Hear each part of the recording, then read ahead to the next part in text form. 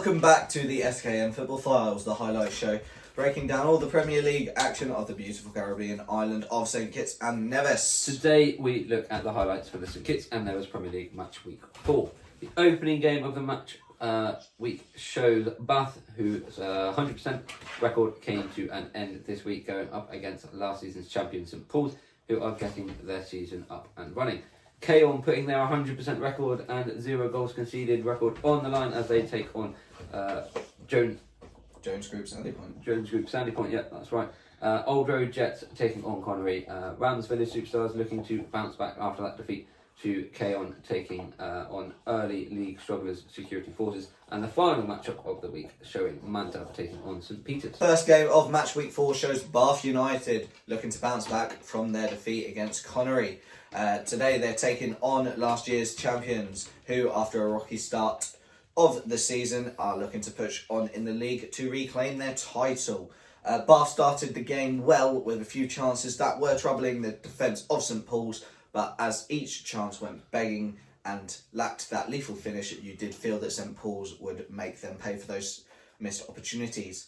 But after a fantastic bit of build-up play from the midfield to the right-hand side, found Rocco Brown in the 36th minute to send Bath fans crazy and put the champions in a state of shock. Williams comes in the penalty, and Williams made a better run, but this time his captain did not see him. But Fleming missing this time around. Brown! Whoa! Brown! Putting St. Paul's to frown and putting that ball in the back of the net, doing a little dance celebration. It did not take long though for St Paul's to react, and Bath, after scoring the opener, completely fell apart. After a good bit of funding from the Bath, it went completely wrong. The Bath defender not looking where he was passing the ball inside his own box, just passed it perfectly to the St Paul's striker inside the box, and Beto Morgan, just 2 minutes after going 1-0 down, capitalised and put the ball home. A terrible mistake from Bath and poor composure and positioning from the goalkeeper let St Paul's straight back into the game. And it goes to, oh, what a block! What an amazing block! Amazing block, but don't give it away! And look at this! Diff for diff! Diff for diff! Unbelievable! Now Morgan is in the back of the net. A calamitous mistake by the Bath defense. I don't know, but Morgan is really eating. Yeah, it's getting to the point where we're saying this pretty much every week now. A silly decision, a silly mistake at the back there for Bath, and soon after it got even worse. After going 1-0 up and conceding so soon after you took the lead, you would think that you would tighten up your defence and press the ball. They didn't. The ball came from the right-hand side for St Paul's, Liebert on the ball, and the cross into the box found Freeman in the 39th minute, which was pretty much a free header. The Bath defender not bothering to jump towards the ball.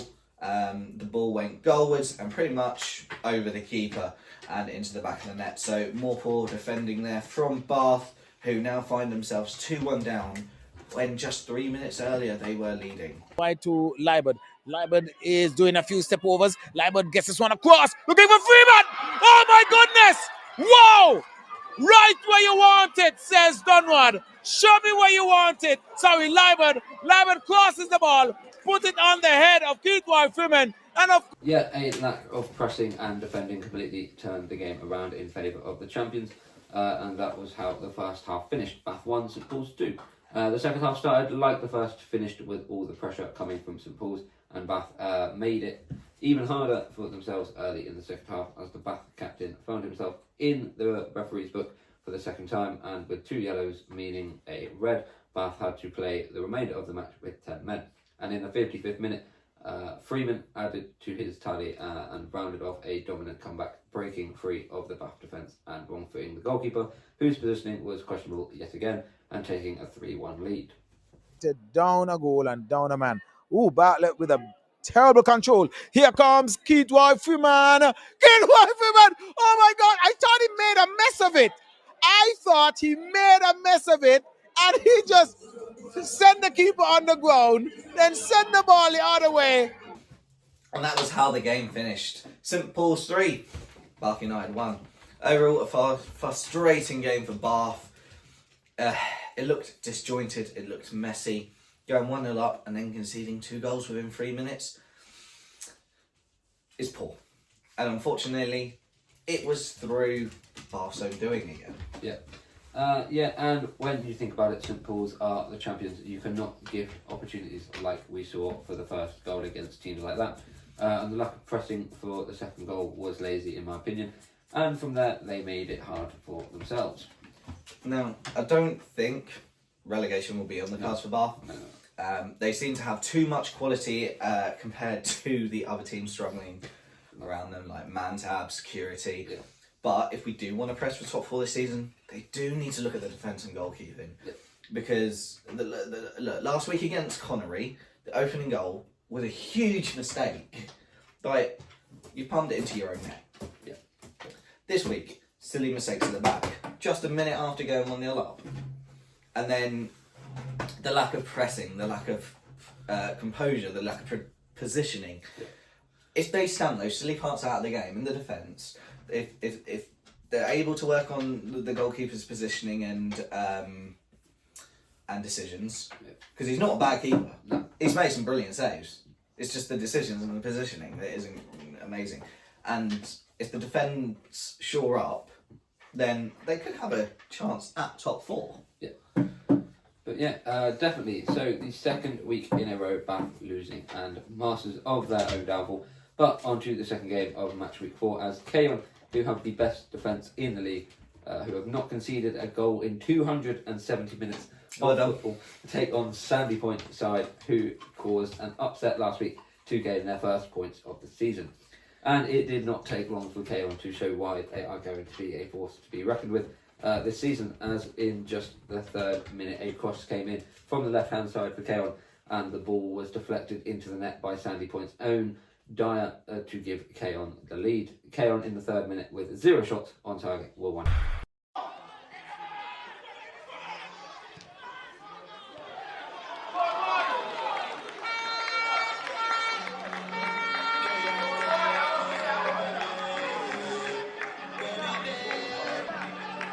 Yeah, with that own goal. It was very much a security forces-esque goal there. But Sandy Point did not really show any signs of life in that attacking third at all. It seemed to all be going the way of Keon with chance after chance. And in the 27th minute, Keon had a chance to extend that lead through a penalty kick. Keon's Mervyn Lewis stepped up and smashed the ball home, the goalkeeper going the right way but could not keep out the shot, meaning that every penalty given so far this season has been scored.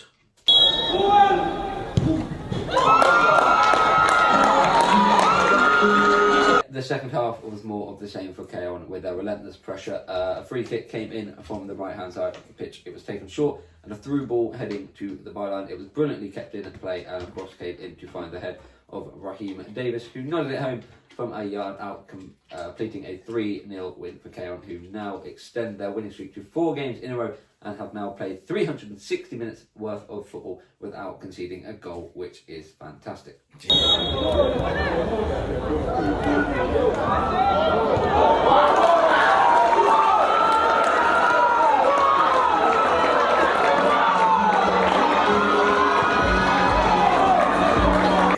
Amazing, yeah. Keon have really pushed on this season and shown the league why they mean business. 360 minutes worth of football this season, and they have a perfect record in the sense of wins and no goals scored. It's fantastic.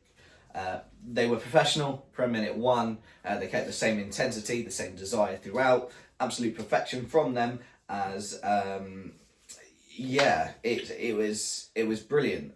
And they've been fantastic so far this season. But that said and done, we now look to the next game of match week 4 as Old Road Jets, who have really pushed on in the league from their rocky opening couple of games, took on Connery, who, like Keon, also boast a 100% record. And Keon, who have the lethal long throw specialists, were causing problems for Old Road throughout the game. There was countless opportunities throughout the first half for Connery to take the lead, and the majority of them were coming from that long throw-in play that they have. But they did go into the break 0-0. Old Road though did stay strong in defence and was really doing well until the 79th minute as the ball came in. And and the strong defence was really trying to hold on there.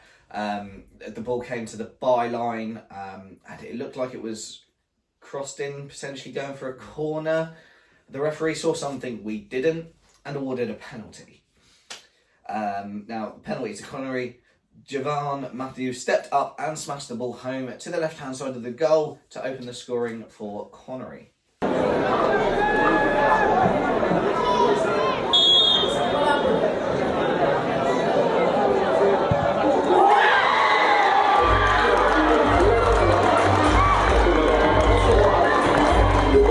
Yeah, and that penalty call decided the game and finished 1-0. You do feel a bit sorry for Old Road, as they did everything right for the vast majority of the game, and one lapse in defence leading to a penalty decided the game, which was a brilliant watch throughout. Connery now, though, join Keon at the top of the league, but still sits in second place due to goal difference. The next game of the week shows Rams Village Superstars taking on struggling Security Forces. Security did have the first chance of the game early on with a shot from distance, but it did just clear the crossbar. But soon after, Rams showed why they are going to be a force to be reckoned with this season, as a brilliant over-the-top ball to Rogers, who looked up, saw the goalkeeper rushing off his line, and coolly dinked it over into the back of the net, with 15 minutes gone to open the scoring against struggling Security. Henry chips it over to Rogers. Rogers is going to flick this one over the head of the goalkeeper, and it's in the back of the net. So, Village unlocking the code for Security. It was constant pressure from the Rams after that, with shot after shot being taken at the Security goal, and somehow half-time came, and it was only 1-0 to the Rams. But the Security backline could not contain the brilliant Rams forever, and in the 62nd minute, Amari sent through a brilliant through ball for Rogers, who was able to run onto it and place it beautifully past the goalkeeper and into the back of the net to make it 2-0.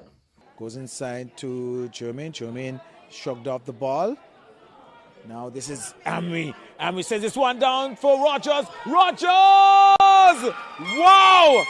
Not making any joke whatsoever. Slotting that one beautifully low and high. A fantastic bit of play there from the Rams players, Amari and Rogers. Amari and Rogers linked up again soon after with another lethal through ball, but this time Rogers rattling the crossbar from close range, and Rams were really pressing for that third goal. The third goal did finally come from a brilliant over-the-top ball from Fleming, finding Amari, who managed to dance past two Security defenders, took it out to the left-hand side of the penalty area and placed it perfectly into the bottom right corner of the goal to extend their lead to 3-0.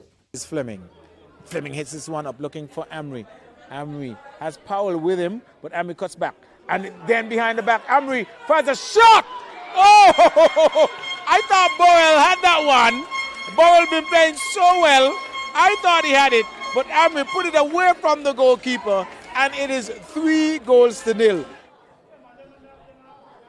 The fourth and final goal for the Rams did finally come in the 70th minute, as Amari, who played brilliantly throughout the game, sent in a deep corner which was headed over to Rogers, who smashed it home from close range, finishing off a brilliant display, and Rogers going home with the hat-trick. That's a signal, so Amri gets this one up, looking for... And it's easily done! I mean, easy as you like, picking up a hat-trick. We both watched that game, obviously, and Rogers and Amari. The link-up is good between them. They know each other's game really well. They know their next move. They know they don't even need to say. They just know what's going to happen. They don't, even at the point where we saw a few times during the match, Amari didn't even have to look at Rogers. No. Amari knew. He just knew exactly where we'd be. Yeah, he's like, right, I know Rogers is going to be there. Right, I just need to get it in that area. Yeah. And then countless times Rogers was able to get onto that ball and cause the Security defence, which, to be fair, isn't that hard to do. Yeah. But they knew the weakness of the defence of Security. They knew their abilities of being able to run in behind quick enough to get there before the defence. Yeah. Use that to their advantage, and it paid off. And weirdly, Rams won 4-0. Weirdly, they were unlucky to win 4-0. They probably should have won 7 or 8-0. Yeah. Security had nothing going forward. They had nothing in midfield. They struggled in defence. Yeah. The goalkeeper was okay. But Like, a few none. little like poor positioning moments here, like with the charging out and then to allow them to chip it over. Yeah. There was a few bit of position, but I'm not sure. You can't really blame him too much. I don't think. Yeah, when the defence Doesn't really help for you out. security, yeah, when the defence for security is as poor as it is, he's still got to try and take matters into his own hands to an extent. Yeah. But that play from Rodgers and Amari was absolutely brilliant throughout the whole game. Yeah. But yeah, a brilliant game for the pair of them. But now we look to the last game of match week 4 as St Peters take on the struggling Mantab. And the game started terribly for Mantab with a shot coming in straight at the Mantab goalkeeper, who fumbled it straight to the feet of Boston to give St Peters a lead in the 7th minute.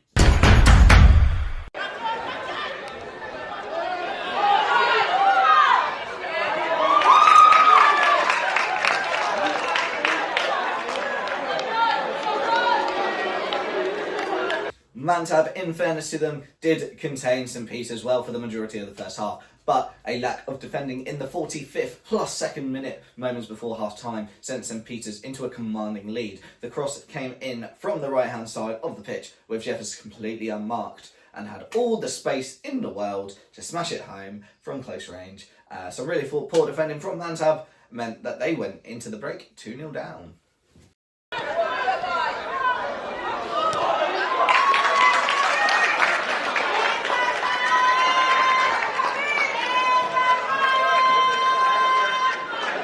I assume the team talk for St Peters at half-time was more of the same, as Mantab really did not offer too much going forward, and more of the same was definitely on the cards, as the St Peters players, who was really not going anywhere in the penalty box, deep in the far right, got taken down by the Mantab defence, and the referee was with a simple decision to award a penalty.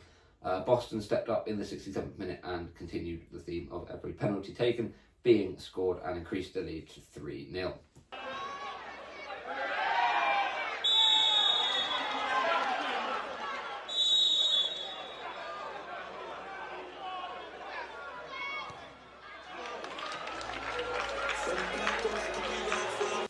Just 3 minutes later, it got even worse for Mantab as a simple cross from the right-hand side found the main man, Boston, again to add to his tally and increasing the St Peters lead.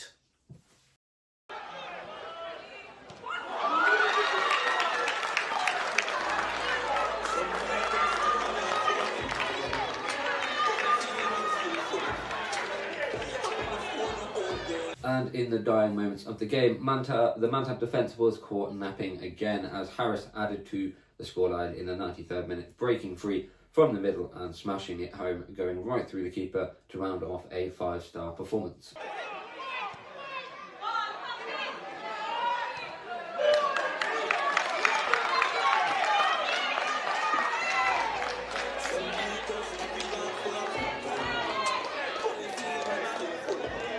Yeah, poor from Mantab again, and now now this time to start worrying if you're a Mantab and security forces player. I think if it's not going to happen now, it's going to happen in the next probably week, because it's getting to a point now where they're just not picking up any points. They're barely picking up any points, if not getting any. They're barely creating enough chances to score. You know what they say, you've got to score goals to win games, because if you don't score, you're not going to win. And the mistakes they make at the back at times as well, that costs them a lot of goals. And when you go 1-0 down, 2-0 down, when you're a team like Mantab and Security that are already struggling, the mindset must just completely go, and you just lose your head completely, and you just like, yeah, we're not coming back into this. So yeah, if it doesn't happen this week, it's got to happen next week, because they've got to start doing something to change it around. Yeah, I mean, Mantab have scored a few goals, but they do concede. They conceded way too many. Yeah. Security, they're not scoring. They're just they're not conceding. scoring, and they're conceding, Yeah. and that's a disastrous thing. Do you think that maybe, obviously they've changed the relegation situation now for this season, but do you think maybe having those 3 relegation places, well, the 2 relegation and the playoff relegation places, was a good idea? I mean, you can look at it both ways. Both probably have their pros and cons. Like when you just have straight going down, straight coming up sort of thing, it's a bit more, it probably gives the teams a bit more of like a fight to want to try and survive. Because when you know you have that playoff place, it gives you that sort of extra lifeline. Like, yes, we're in that playoff bit, but if we can then win that, we're fine. But it sort of adds, I think it just adds a bit more like desire to want to win if you're just having the like guaranteed relegation spots rather than the little playoff, because that just gives them that little bit of extra support to maybe stay up. Do you think maybe there's a bit too much of a disparity between the first division and the Premier? Because if we look, so in the Premier we've got two teams who are shipping goals like crazy and not scoring, and then the top of the first division you've got Newtown and DFA, who have scored 30 and 22 goals in 4 games and not conceded. It feels like then there may just be that big difference that between gap the two leagues where like 2 clubs will go down, 2 clubs go out. You're never going to see Lodge Patriots. No. You know, you're probably not going to see Connery Fireball International going up. But there may just be a bit of a disparity at the moment. Obviously, the only way to tell would be when we see them two from the division below come up, and then obviously Mantab Security, whoever go down for us, go down. From that point, you'll then be able to see what the difference is like. If the two that come up do really well, then you think, okay, maybe there is a bit of like difference, but not too much. But then if they come up and they completely struggle, then you can see that big difference. And then if Mantab or Security, whoever, go down and they absolutely kill the league and just absolutely go flying, unbeaten, scoring loads of goals, barely conceding, and come straight back up, you've got to think like the difference between the two leagues. But with all the games for match week 4 complete, we can look at the current league table, and as last week, we will see it over James's face right now. So KR move into top spot in the league now with 4 wins from 4 and 12 points. They boast the best defensive record in the league with a positive 8 goal difference and 0 goals conceded. Connery are breathing down their necks though, also with 12 points, but have a slightly worse goal difference of 7, so very tight there. Village are sitting on 9 points, getting back into winning ways with a good reply against last week's narrow defeat to Keon. Old Road Jets make up that final place in the top 4. St Peter's, St Paul's and St Bath's are all on the same points as Old Road Jets, who occupy the last 4, the top 4, last top 4 space, have a slightly better goal difference and compared to St Peter's, St Paul's and Bath.